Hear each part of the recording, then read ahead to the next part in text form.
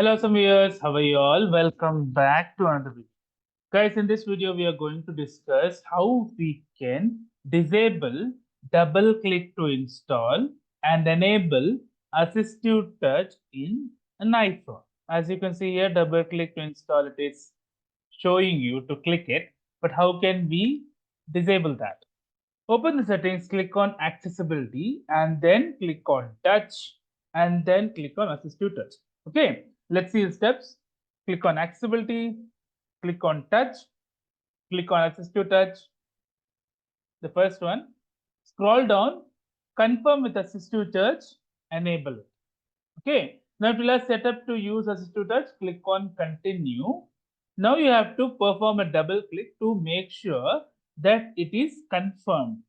Now you have to enter the passcode. What are the passcode you have added to your mobile phone? Okay, double click that now. Now it is done. Okay, so let us go back here. Let me click on get.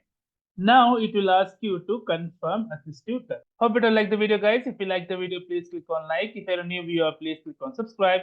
Till then, guys, take care. Have a great day. Bye bye.